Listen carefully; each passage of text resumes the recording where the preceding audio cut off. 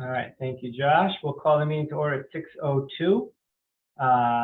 We have an opportunity for public comment here, but I don't see anyone from the public in attendance, so we'll go on right to the approval of the minutes. Josh, as always, very robust, excellent job on the minutes. You guys can take a quick second to peruse those, which I'm sure you already have, and then I'll take a motion to approve those. It shouldn't take you too long. They're very robust.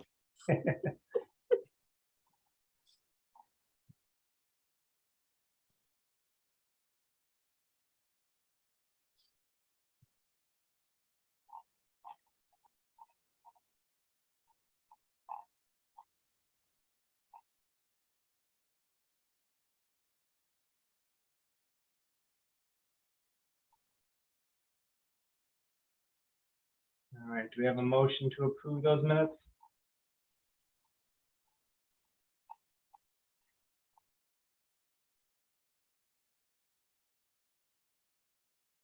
I was not on last week, so I can't make a motion, I don't think, unless I can.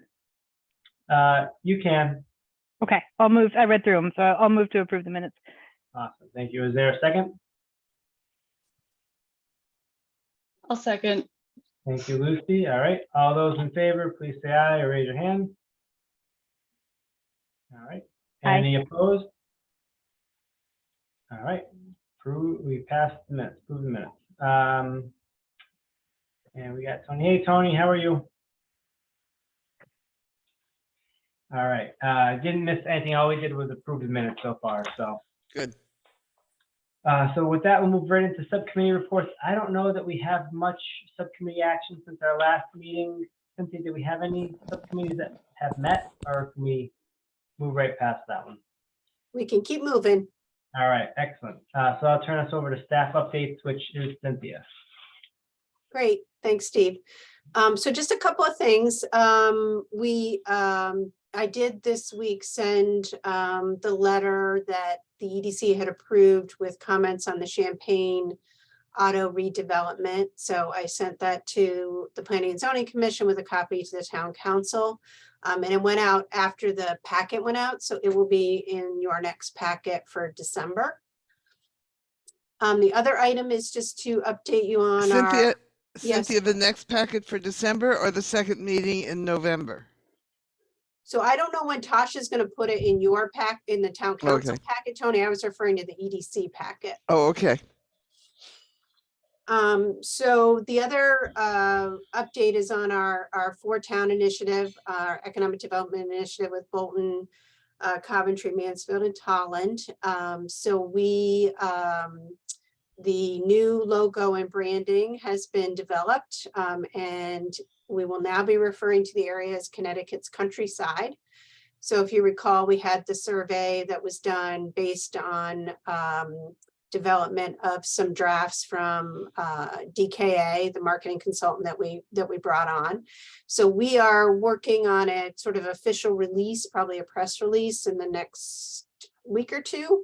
And then we'll start moving forward on branding the area, talking about how it works with each town's own logo and branding as well. So we've got some work to do there, but we're excited to move forward.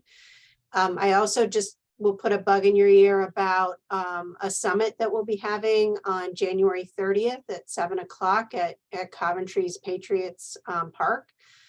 You should be getting an email, probably a save the date, probably the 28th of November. But this is essentially bringing back the stakeholders that were here that helped to put together the Vitality Plan for the four-town region back in 2019, and a check-in, here's where we've come.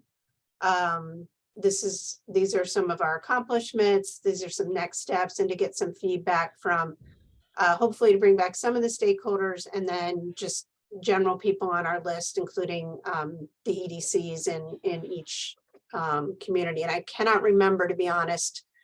I know some of you were definitely not there, that were not involved with the EDC at the time, but I think a few of you might have been. So stay tuned for that. And I think that's all I had for staff updates, Steve. Can I add a couple of things? First of all, I I went to the Sustainability Connecticut Awards ceremony where Mansfield received a silver award, which is the highest possible award. We were going for gold, but they hadn't invented it yet. So one of the primary reasons we received this award is because of this 4-town effort. Regionalism is very big on their list of goals, and we came out on top. The second thing is just totally unrelated to that is that I stopped at Sticks and Stones today. And have you guys talked about the changes that are going on there at all? I don't know if they have to come to planning and zoning, but the new owners of Sticks and Stones have decided that what they really, really, really want to do is have a good Italian restaurant. And they have hired the chef from Francesca's in Coventry. Wow. And so they've moved the florist from one end of the building to the other to a smaller space, and they're going to expand into that space that the florist was in. There will be a lot of takeout in the original restaurant part, but then they're going to evolve into a good Italian restaurant. Boy, that is big news, Tony. I thought so too. Who are the new owners, Tony? They're the owners that have always owned Sticks and Stones. They've always Yeah. owned the building. And Okay. I don't know, I don't remember their names. Cynthia, It's do you know them? Mike. Yeah, Mike Mike. McDonald. Thank Mhm. you. Thank you, Steve. So anyway, it might be nice to welcome them into, they're a little out of downtown, but they're certainly part of Mansfield.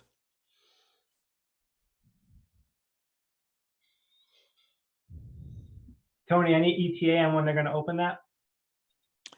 In a couple of weeks. They're still experimenting with menu, I guess. And they're still doing some of the old things, but there will be new items on the menu as they go along, and some things look a little different already. Great. Will Does they that still mean- serve? Oh, I'm sorry, Valessa. Oh, no, I was just wondering if they'd be open later because they've typically closed at 2. Well, that's the plan in the long run. When they're going to be ready to do that, I don't know. Okay, that's great. I was talking to Kelly I talked to one of the women in Sticks and Stones because I was confused, and then I went next door because I wanted to buy vinegar, and I was talking with Kelly. Will they still be called Sticks and Stones? I have no idea. I don't know. I can reach out to Mike since I, Steve, you sounds like you know him too. Mhm. Okay. Yeah. Well, we'll figure it out. Okay. Great. Well, that kind of is a perfect segue into the next thing, which is business openings and closings. So it sounds like we'll have a new opening. I think so. Anyone else have anything else for openings or closings? I have a few, and most of these are based on what we talked about in our committee meeting yesterday. So some of these I had gotten from Steve. But we have Bagel Zone in the downtown as of October 27th. And in the space where Brothers Deli was. And do we have any updates about Chase Bank? I'm still hearing November, but Mhm. November's almost over. So I'm thinking probably December for They- them to open. They do have their sign up now on the building. Yes. there's So that. we'll see, but soon, I think. Yeah. Steve had mentioned that Borgita and Companies, that the accountant Yep. had moved from Holiday Mall across the street into Steve's building at 1734, I believe. Mhm. Dennis Poitras is currently working from home Mhm. and approaching retirement, I think is what you Mhm. said. Do we know what's going on with Holiday Spirits from the I- Holiday Mall? What I heard was a break, a temporary break while they knock this building down and build the new building, and then they'll plan to reopen once the new building is up. But that is unconfirmed as of yet.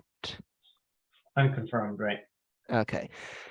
And then Cynthia and I had been talking about Updike, Kelly, and Spalassi earlier, but I think that they had already closed ages ago, right?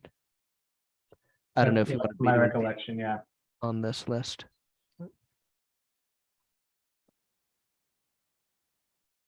Cynthia, any news on potential new tenants? I know there's been an announcement in the wings. Nothing, I have heard nothing Okay. since then, no. All right, anything else? Anyone else has noticed in their travels?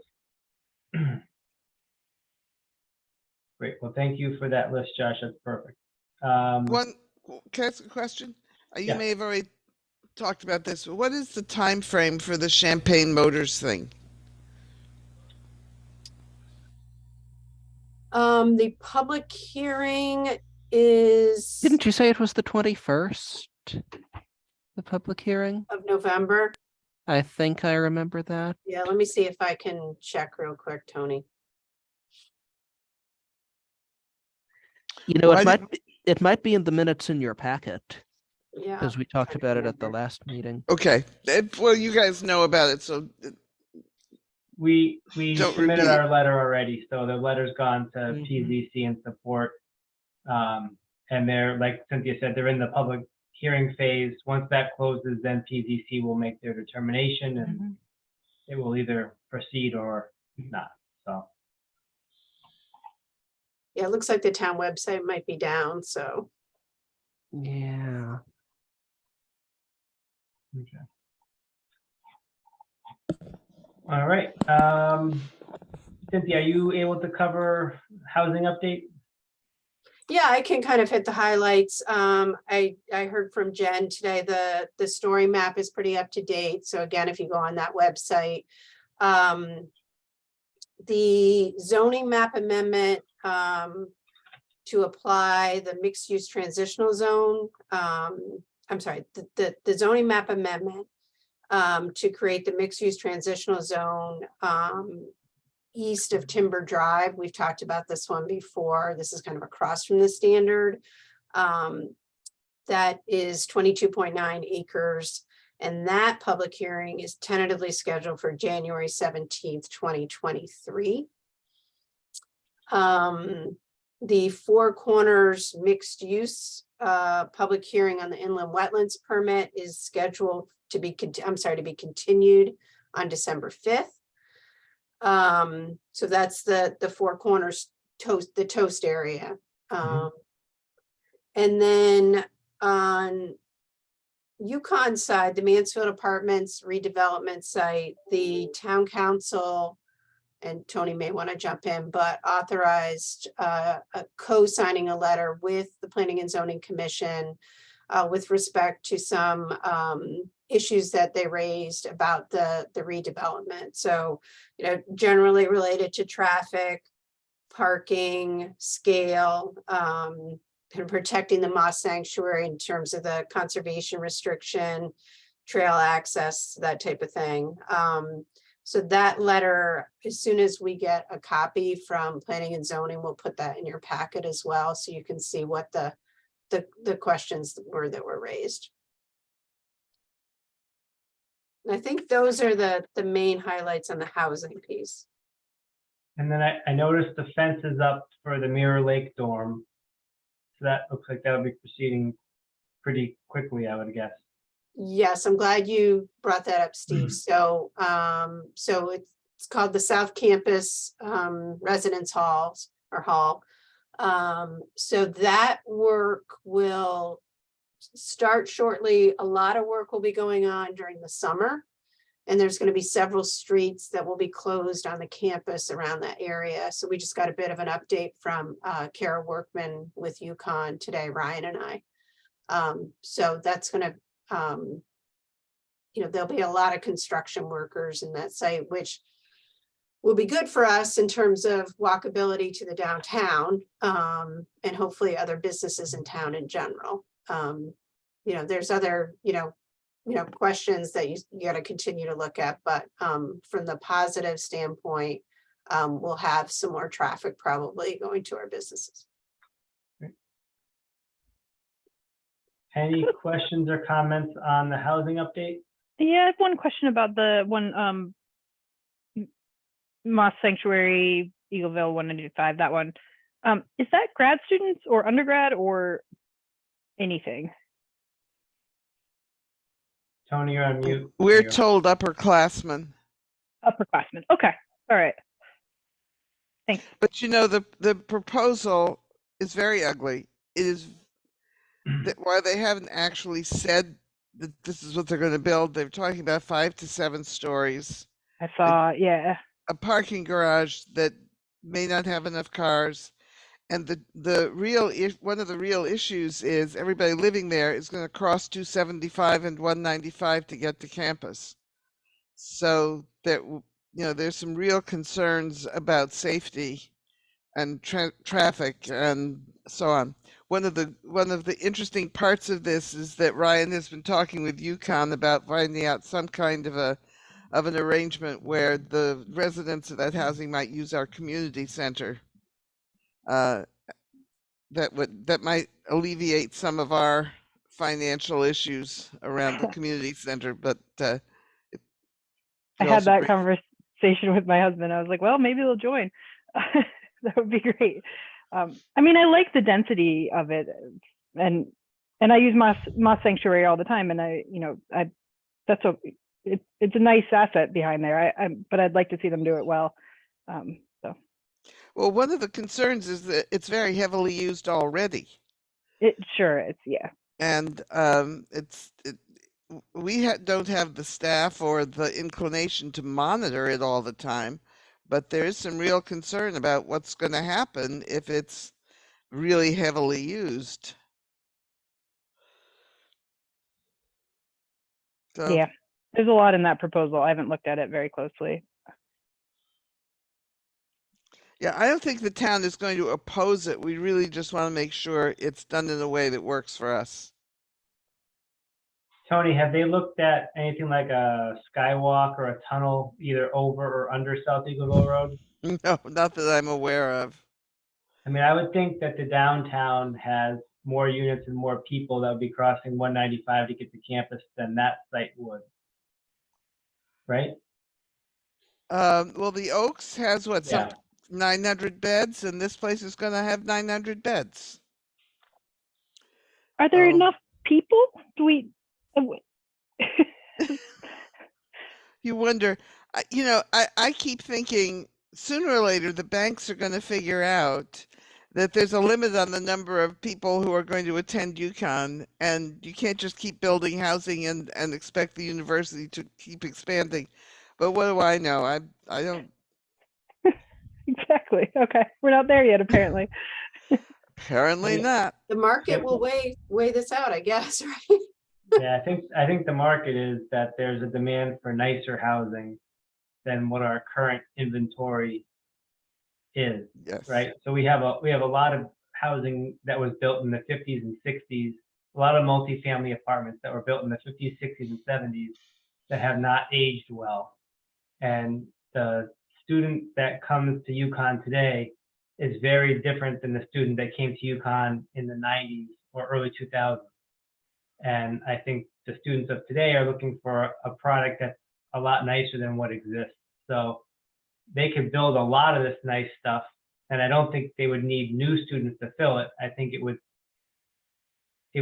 pull students out of places that are not as well maintained or updated in favor of substituting towards these nicer places. And I think at that point, then as a town, we would see some of these older, more rundown places either renovated or repurposed for other uses. But the demand is definitely there. Well, I think also that's their thinking about on-campus housing. They're going to have to really renovate on-campus housing because there's kids these days do not want to take showers and go to the bathroom with 20 other people. And they want more choice about how they manage their food. And there's a whole range of things They want to feel like they're grown up more than they're just kids living in a dorm. So one of the things that this place will provide is swing space while they do the other while they renovate all the other dormitories or tear them down or whatever they plan to do with them. Great. That makes sense. And just to be clear, I love that they're using an existing space and more density and filling in and yada yada. So well, I'm generally in favor, but lots of questions. There's You a and lot of everybody- proposals as we've discussed, so it does make you ask the question for sure. All right. Unless there's any other questions on the housing updates, we'll move on to the calendar, which is in our packet, the proposed calendar for next year. Well, part of it is the regular calendar, but the new calendar dates are in there. I think it's page 10 of the packet. Yeah, but I Alright. think EDC calendar is a separate issue from, Okay, so The meeting we'll hold off on calendar, approving the new right? calendar until we get down there. So, yeah. all right. With that, we'll move to the discussion items. The first one is the organizational meeting where we vote for chair, vice chair, and secretary. I think we only have half the commission here tonight, so I don't know if we'll get all of it figured out, but is anyone interested in serving as the chair, the vice chair, or the secretary?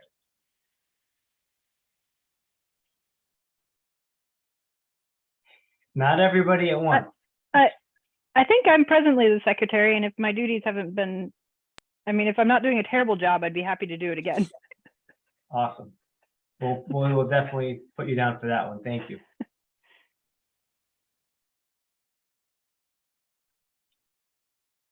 All right, well, For what it's worth, I think the current chair has been doing a really fine job. thank you, Tony. I don't know about that, but I appreciate the vote of confidence. Here, here. Then I think we have two nominees. Let's maybe, if we don't have a third, maybe we'll table this to next meeting when we have everybody here, and then we'll vote once we have hopefully the full commission, and that way we can get that extra spot. Unless anyone has anything else for the organizational part of this. All right. So the next thing on the agenda is the 2023 work plan priorities. This should look, let me see, page 9 of our packet. Cynthia and I ran through this real quick at our pre-meeting. It's pretty much what we had for the previous year. Nothing has really changed in scope, or nothing new has jumped up that we're like, oh, we need to make sure we add that to our to-do list. But we've found it sort of our practice to review this list once a year, so we kind of refresh our minds what we're focusing on for next year and what we forgot to do this year. So if you have a minute, take a quick run through this. If you see anything that you think is dated and we should remove, we can discuss that. If there's something on here that you think we should add as a plan or a priority, we can definitely discuss adding that, and then kind of take it from there. Could it say 2023 work plan instead of 2022 work plan at the top? That'd be a good change, absolutely. Yeah. It's about as dated as you get. Yeah, and under governance, you know, assuming if that's still the goal, that should also change to 2023. We really didn't change anything as far as that, but that's a detail. We're at 7 members right now. Are 7 members enough?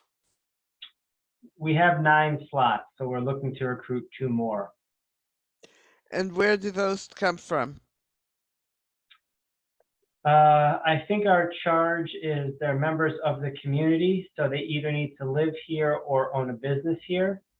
And then we have been reaching out to various community members and seeking people who are interested.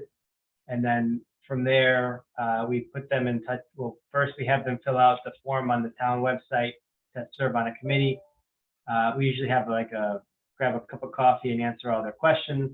And then they would fill out the form and get that to Ryan and ultimately it's Ryan, the town manager, who would appoint them to the commission. That's right. That's one of the few commissions that the town manager appoints. So Tony, if you have any thoughts on who would be a good addition, or if you come across anybody who shows any interest in economic development, please keep us in mind. I will think about it. I don't have anybody in mind right now. Okay. And the same, yeah, well, anyway, all right, great. So does anyone see anything on here that they feel we should discuss or change or add, or does this look pretty good from last year? We'll update the dates and use it as our marching orders for next year. I think it looks pretty decent. And for what it's worth, that article about Eastbrook, that reminded me that they would be a good addition to the group. She says knowing no one there, but I think I know someone who knows someone there, so I'll see what I can do. Excellent. You mean Eastbrook Mall or Eastbrook Animal Hospital? Animal Hospital. Oh,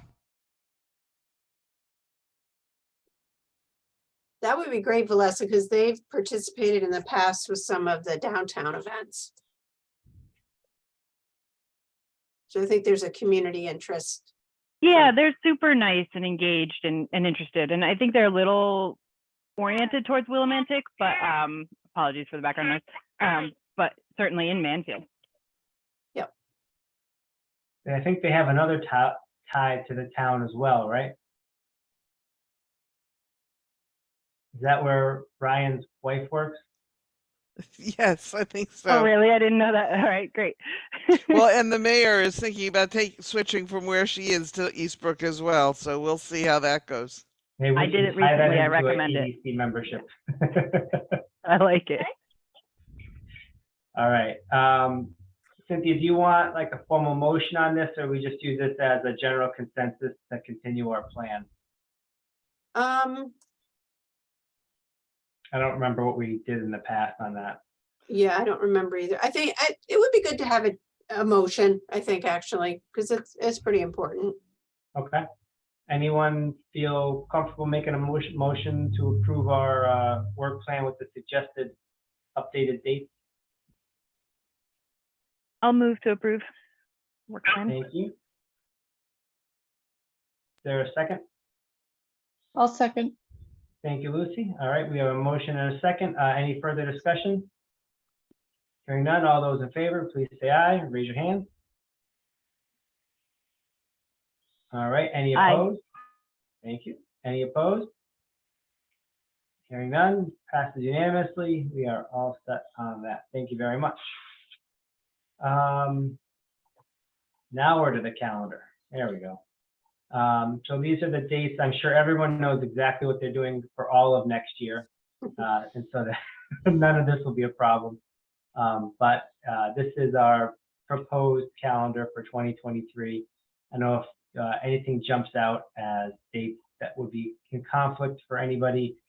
But I think as a matter of course, we generally approve the calendar so we can be in conformance with FOIA requests and scheduling for public attendance at meetings and all of that. So, And people should check for the Jewish holidays in particular. Yeah, I don't think I found any for this schedule. It was just the one for the partnership board. Okay. So we're good. We always remind people to do this, though. Yeah, it's nothing personal. There are a lot of them. Well, you know, we had a discussion on the Partnership Finance Committee last night with about the possibility of a Christmas tree, and Shameen Patwa was part of the discussion, and she reminded us that we do nothing about Ramadan or Eid or any of the other major holidays. So at some point, we're going to have to figure out whether we want to acknowledge some of the other holidays as a town as well, but we haven't done it yet. hey, Elaine, how's it going? Good. Apologies for being late.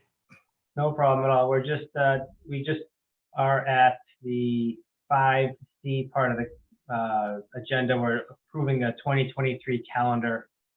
And so Tony made note to mention that there's no religious conflicts, which it doesn't appear that there is. So we're looking it over to make sure that we're comfortable with it, and then we're going to look for a motion to approve the calendar as presented.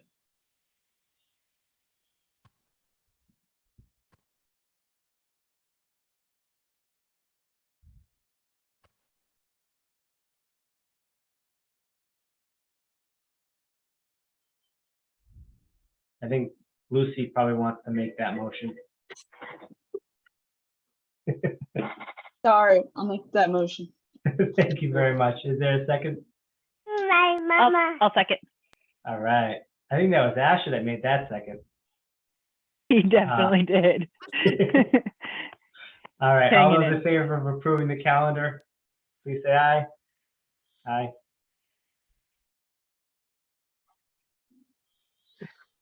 Excellent. Thank you. Any opposed? Any abstentions? All right. So moved. Next, we have our debrief on the, so we didn't get, I don't think we got a chance to talk about this at our last meeting, was the tour of the West Hartford co-working space. And unfortunately, I didn't make it to that. So I don't know if anyone who did kind of wants to give us a rundown on their impressions and what we took away from that, what we can learn from that. But I know that was something we've been looking forward to for quite a while.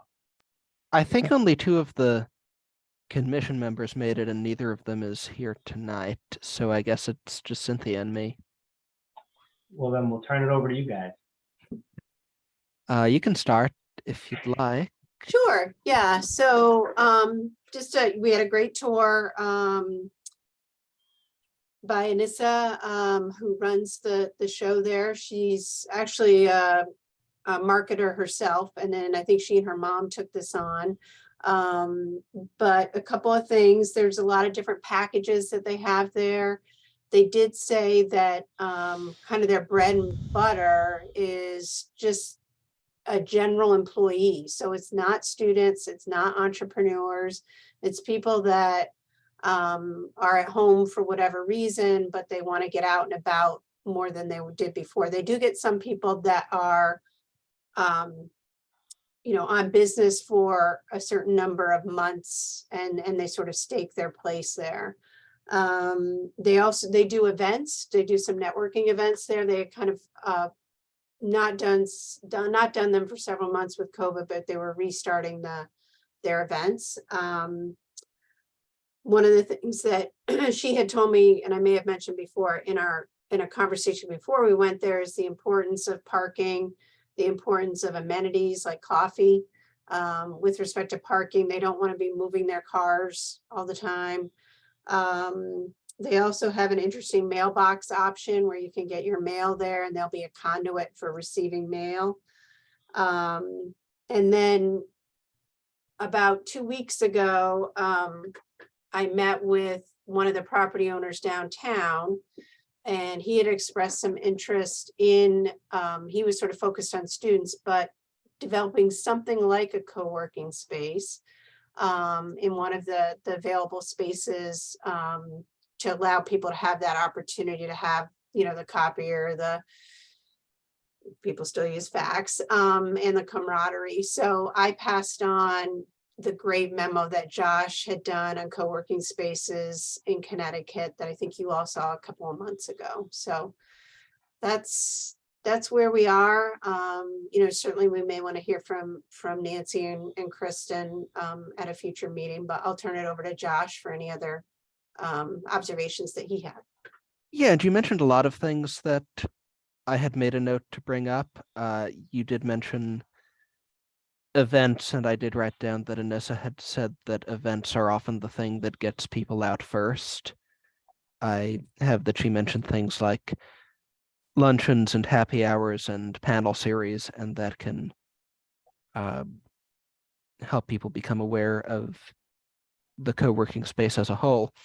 And with regard to the mailbox option, she also considers that a major entry point into the co-working space, and said it's actually their largest option in terms of revenue if someone is trying to start a business out of their dwelling place and wants to receive mail but does not necessarily want their address to be out on the internet for everyone to see. They can have a mailbox at the co-working space and they can just go there and check the mail, and a lot of the time that'll be their entry point into using the space a bit more often as well. And I also remember that I had brought up that they mentioned having a student success program on their website, and I remember bringing that up, and I believe she said not a whole lot of people had taken advantage of that, right? Yeah, I think I do recall that, Josh. Mm-hmm. So what do they do that makes money? I actually just got an email from Nancy that she's coming, so It's the rentals, Uh, Tony. yeah. So they have different packages, whether, Mhm. you know, how much, how many hours you want to be there. The level of services Yeah. that you get there. So that's where Yeah. they make their money, is the Mhm. individuals that rent space there. Yeah, you can rent your own office for the month, or a dedicated desk in a shared workspace where you don't have your own office, but you can leave your stuff in the drawers of the desk. A hot desk in the main space that you can buy a single day pass for at a time. And so different levels, and going down to the mailbox membership that I was talking about, where you just use a mailbox in the space.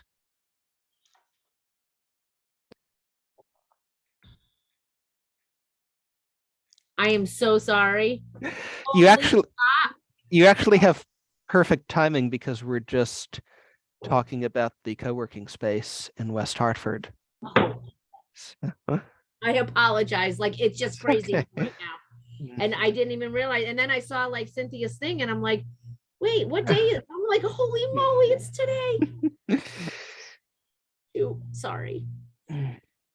Oh, you're perfect timing. Do you have anything you wanted to mention about the trip to the co-working space in West Hartford that you found particularly insightful or helpful or I thought the surprising? co-working space was beautiful. My reservation is, will it work here? How many people will utilize it for an amount of money? I mean, people's money right now, we're really tight. So I don't know where they can use another option, like going to the library or going to Starbucks, or, I mean, I love the conference room space. I thought that was really great. I would like to go down to like maybe Manchester and see how well they're doing. My thoughts. Maybe that's a good next step then, because I'm kind of wondering, you know, where this leads us. It sounds like something people are interested in, but I'm not really sure where to go with it from there. So maybe, like you said, maybe that's the next step, and then we kind of take it from there. Yeah, I did talk to some people that do work at UConn, and I said, you know, when you do have vendors come in, do you have a space for them to, and they said, yeah, they do have a space. So my first thought when we went down there, I was like, that would be perfect for like the construction people that are working there, or, you know, whoever else is working there. And so they'd have their own space, but apparently UConn has a space for those people to work. I mean, because that was my first thought, that it would be really good for those kind of people. I think they usually come prepared to have a trailer or something on site that they work out of. I'm not sure. So yeah. No. I think it's a good point. I never thought of that.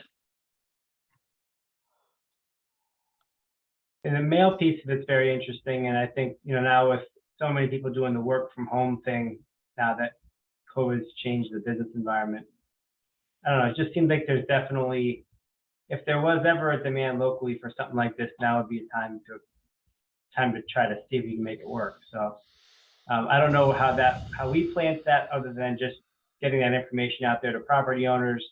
I don't see a lot of vacant space at the moment, so trying to convince somebody that has an empty space to try it doesn't seem to be a viable alternative. But maybe the more we can learn about it and pass it along to property owners, is maybe a next project for them to work on. Maybe that's the best way we could affect something in our area. Yeah, we sent, so Nancy, before you got on, I told the group that one of the property owners did bring up with me something similar to this. He was kind of focused on the students, place for them, and we did send Josh's overview of all the co-working spaces in Connecticut to him to reconnoiter on, I guess. So we can keep doing that. We can send a link to the Manchester space and people could just look at it on their own, Steve, if that makes sense. As a work from homer, I can say that Starbucks and Grounded are often full. So there's at least one person who would welcome a desk. I also wonder if people would be ordering lunch out more if they're working in those spaces and visiting other restaurants in the area. Really good point. Wonder if any of these co-working spaces do anything where, like, if you're a member of the co-working space, you get some sort of voucher for the restaurants. I'm trying to remember if that was something I had come across or if I'm just making it up. But there were some co-working spaces I came across in that when I was doing that overview that it's like a much larger complex that has a co-working space and a few restaurants and a gym and things like that. Yeah, I think it's like, I know that the community center, several years ago had a business membership, and I think they're trying to restart that. So I think anything's possible, if you work with the team, the businesses. Great, excellent. Anything else on the co-working space? We'll move on to the Yukon town collaboration update, although I'm not sure, and Cynthia or Tony, correct me if I'm wrong, I don't think we've met as a framework committee since the last EDC, so I'm not sure we have anything to add to this one for tonight. I'm unaware of anything. I think Cynthia would know if there had been. Yeah, no, there hasn't been a meeting. Okay. Keep in mind at the last EDC meeting, I don't think we had time to discuss that item, so it would be since the last 2 EDC meetings, I guess. Well, I think everything I was don't on think so. hold until Radenka Maric got to be president. Now she's president and she's out of town, so it's slowing things down. Okay, then the next thing on our agenda would be the promotion of arts in Mansfield, which we still have on here, although I don't know we've made any concrete process. That was one of the things that I was supposed to follow up on for Cynthia, and I have not followed up on yet. So I'll do that before our next meeting, Cynthia, and I'll have something to report back on. Can we I- do it? Oh, Oh, I may right. know, the Commission on the Arts has met with Ryan to talk about wanting space to do arts in town. And we are going to be looking at the whole space orientation question as soon as the new school opens and the 2 old schools are vacant, because there may really be some opportunities there. The owners of Kirby Mill have reached out to the town and asked us to respond to these requests for space by leasing parts of the mill, which would be terrific. But if we have vacant town-owned space, we aren't particularly going to want to be paying somebody to provide space when we're still heating and protecting empty space. And we are in the middle of a major facilities study in any case, which may produce a proposal for a very major revamping of town buildings. And I mean a very major revamping of town buildings. much more expensive than the school. So the other thing I suggested to Cynthia the other day is that in the coming year, that you approach the group that's organizes the open studios and try to get an opportunity for some of those artists to come together during those 2 weekends to have a group show somewhere in downtown. I know I've gone to a couple of these places in Ashford and Chaplin where they had like up to 20 artists, and it was much easier to buy things there than driving from studio to studio. And I think even for the artists, it had some real advantages. But those programs are planned months and months in advance, so it's much too late to do it for this year. Yeah, that was definitely something we had talked about doing with our event that we were doing. But I misspoke earlier. We did meet, Cynthia and Ryan and I met yesterday about this cultural district designation. So I don't know, Cynthia, if you want to recap that for the group here. Sure, I can do that. Thanks, Steve. So at our last meeting, we had Wendy Berry talk to the EDC about forming a cultural district, and a lot of favorable comments from you all. So Ryan wasn't at the last meeting, so I wanted to update him on what we had discussed in the process. So we had a meeting yesterday, as Steve said, and the takeaway was to try to engage UConn to see if they would partner with us in potentially looking at an application for a cultural district. So, you know, as you may recall from last meeting, those of you that were there, you know, there's several steps. Kind of the key step is an inventory of what we have in Mansfield. It has to be a walkable, contiguous area. You can do more than one. And you go through the municipal process and then apply at the state level. And another key piece is that you do have to form some sort of committee or commission. It could be a subgroup of, say, the EDC or the Arts Advisory Committee. So the ball's in my court right now to approach some of our partners at UConn to see if they'd be interested in working with us. I thought, Steve, it might also be good for Lucy and I both attended the Cultural Coalition. So Wendy's group had a roundtable in Mansfield downstairs in the Nash Zimmer. And just, I mean, there's some key things that came out of that meeting related to what Tony said. So Yeah, absolutely. Lucy, if you want to update the group, or do you want me to, or?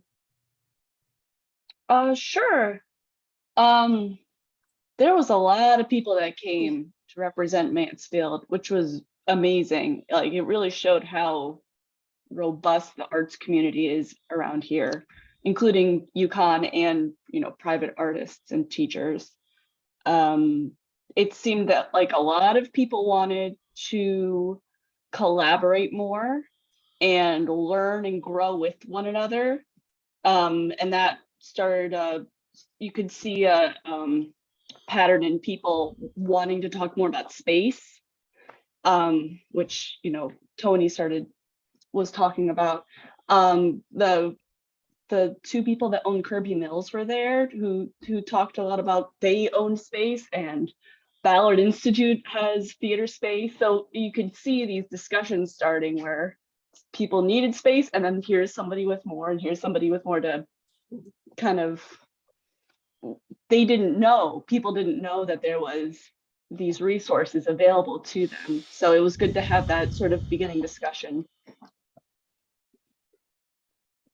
Yeah, they were, I think everybody that attended, they sent a follow-up email, and the gist was that they're going to arrange another meeting to start talking about the collaboration and bringing people together. So I agree with Lucy. I was very pleased with the turnout. It was a wide range too of sort of representation. The other thing that I'm working on, which I thought I was going to do today and tomorrow, but we'll see if that happens, is to start drafting a request for qualifications or request for proposals for public art. So, you know, this was something that the town council had approved. American Rescue Plan dollars for this. And then there's a lot of interest, particularly from Counselor Osberger. He's talked to several artists. And so this will sort of start the process of how we'd be able to bring some public art into Mansfield, and there is some money for that. And Steve's piece that he referred to earlier was the art fair that he and Brian have been talking about. And so trying to get some feedback from the Arts Advisory Committee on what the interest is from artists to do something like that potentially in the spring.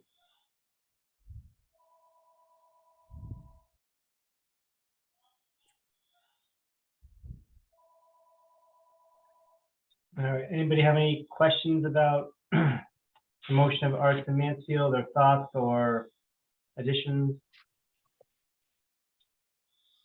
So we have a multi-prong approach to supporting the arts, I guess, is the best way to summarize it.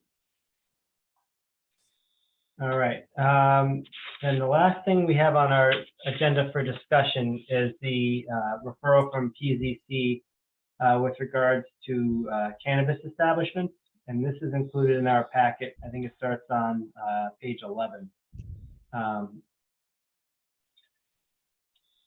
I don't know, I mean, we can certainly comment on it, although I'm not exactly sure where to start. So I kind of kick it over to you guys to see what your thoughts are on weighing in on this. So Steve, do you want me to do just quickly a quick brief? Yeah, that'd be great. So, yeah, Steve mentioned the Planning and Zoning Commission referred this to the EDC. Some of you weren't on the EDC at the time, but former Director of Planning and Development, Linda Painter, brought this to the EDC at 2 meetings a little more than a year ago, I think.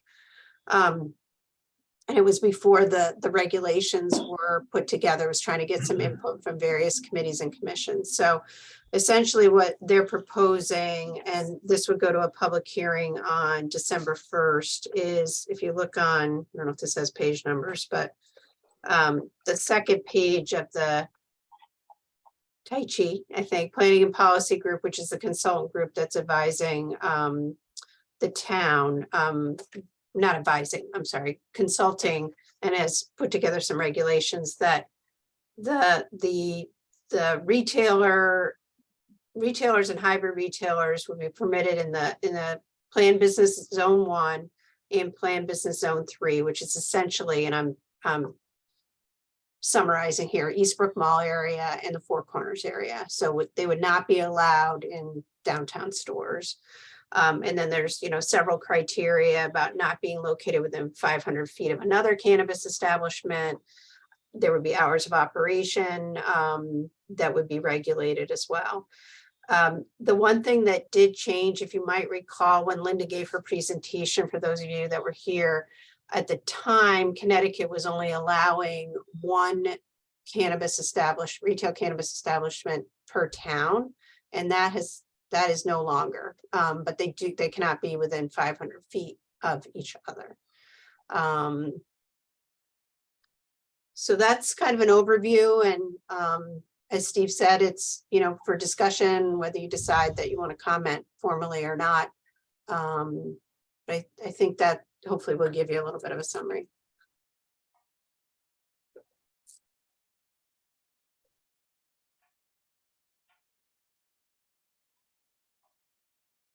So I'll kick it off since everyone seems very excited to discuss this. The 2 sides of the coin that I've heard from chatting with various people around town, one view I've heard was, I just don't want it in our town. And the other view was, it's going to be out there no matter what, so I'd rather have it. I'd rather have regulations that control where it is in our town than have it just kind of be left to see how it goes. I'm not sure where I fall on this, having given it quite a bit of thought, just because I don't know. It just doesn't strike me as something that I feel really passionate about one way or the other. So I'm kind of leaving it to the people who seem to have a better understanding or more passionate about it. But I would certainly be interested in hearing other people's viewpoints on this. And I think if we have a stance as a commission, we can certainly write a letter one way or the other And if we don't, then maybe we just kind of table it and let it kind of run its course. So I just have a question. Cannabis is not legal in the state of Connecticut, correct? Right? No, No. it is. Only It will- medical. Recreational is legal. Every town is developing its own regulations, but it is entirely legal. Oh, okay. That was a COVID thing. It's just like UFOs and all the other stuff that happened during COVID that we just forget because we were all holed up in our houses. So is there a tax benefit Yes, to the town? yes, We very have- directly, a percent of sales. So, like, my feeling is, and this isn't something that I'm like, it doesn't bother me one way or the other. If we can capitalize on tax money and tax dollars, then why not? Because if we don't, Tolland is going to, Coventry is going to, somebody else is going to do it. I So, agree. at some point, I feel like there'll be one in every town, or you're gonna be able to get those products in every town. I mean, there was up near me, there was that Nature's medical marijuana place, correct?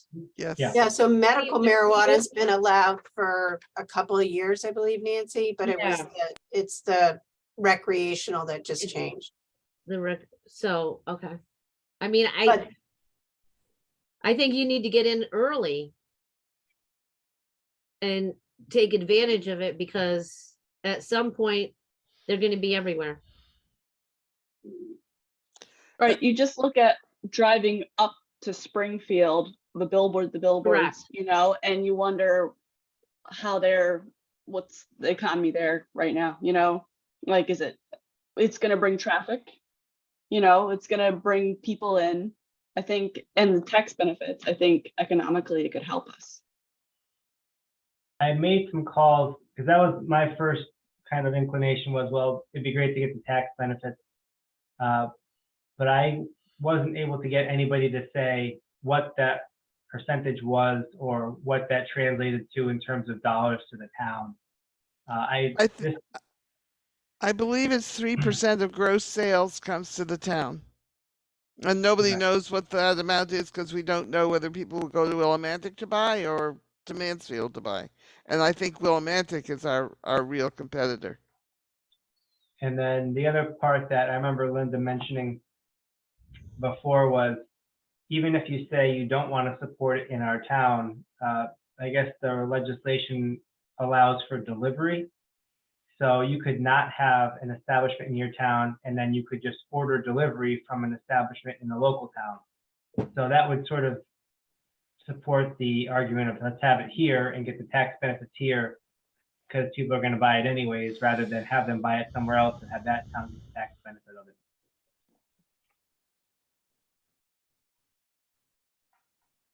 I mean, I think people are going to buy it anyways.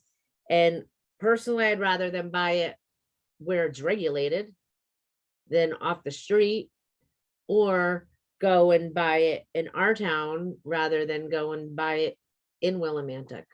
I mean, the population here and I mean, let's be honest. I mean, how many kids at UConn do you think smoke weed or do any kind of that kind of extracurricular activities? I mean, I think it's pretty high. So why not try to take advantage of that rather than them go to Willimantic, where they don't have the resources even to get to Willimantic most of the time? Well, and my thought has always been, I'd rather have people walking from Four Corners back to campus stoned than driving around Eastern Connecticut. Correct, right. That's my own personal thought. And Tony, just to just to clarify, I know I was at the meeting on Monday. So this was just presented to the council as an informational item, correct? There was no Right. request for, just a request for response, so to speak. Right. If the town took no action, it would all be up to planning and zoning. If the town council decided to ban the sale of marijuana within town boundaries, we could do this and all of this would be irrelevant. So the council doesn't have any say over the over the planning and zoning regulations, but we could ban the sale. Just as you guys don't have any say over it, but if you came to the planning and zoning with a letter that said you ought to do this because or that because, I'm sure that they would listen to what you had to say and might actually incorporate it into whatever they did. I think my only concern would be the effect on neighborhoods and the effect on abutting businesses. So if you're gonna put it in a strip mall, like let's say you're gonna put it in like the Villa Spirits Plaza, right? Is that going to turn off any of the other businesses that are not gonna be won't wanna be located next to an establishment? Or are they gonna say, hey, no, more foot traffic, I'm all about it? And then if whatever area abuts a residential neighborhood, I think just like you're having a buffer, we should also buffer residential neighborhoods. Well, the proposal is in the Four Corners area or the Eastbrook Mall area. Those are the only two places that are in this proposal. So Eastbrook Mall, you'd have like the Eastbrook Heights condominium complexes right behind the mall, and you have like Adeline and Michelle Lane right next to the mall, like, and then you'd have Riverview Road right across the street from Big Y. Like, I don't know that you want to have like a cannabis establishment in the Champagne Motor Cars Reed subdivision because it abuts a neighborhood, right? I guess that's kind of what I'm getting at. What happened to the smoke shop in downtown Stores? I don't really know. There's one across the street from me Oh, right, in the, yep, at that's Four right. I Corners. forgot. Mhm. Does it make any difference to the neighborhood? I don't think so. I don't think so at all. Do you Would think it it would be- discourage businesses? I don't, honestly, I don't. I think people would just go there, get their things and move along. And there's liquor stores at the Eastbrook Mall and a liquor store like Villa At Liquors. Villa. Like it's still substance, It's still substance, right? I mean, it's, I don't know. I mean, I think it's safer for people to, if people want to smoke weed, and I can't even believe that we're even having conversations like this because this was like, so illegal when I was growing up. Right. So now life has changed so much and now it's not, and it's all okay. And we can do this. And so, but I'd rather people be safe rather than get it from the guy on the corner that it might be laced with fentanyl. And, I mean, that's my feeling. Lane, Would do it you want to weigh in at all? I don't know.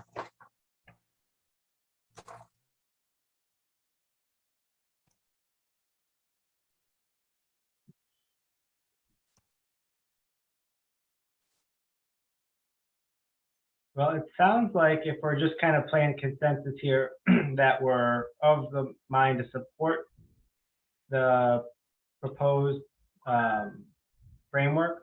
Is that a fair statement?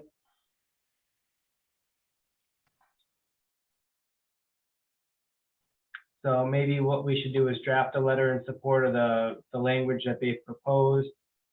And is there anything that we would want to mention as a key point, I guess, or do we just want to say we've reviewed your proposed language and we're generally in support of the idea? I think the more general, the better.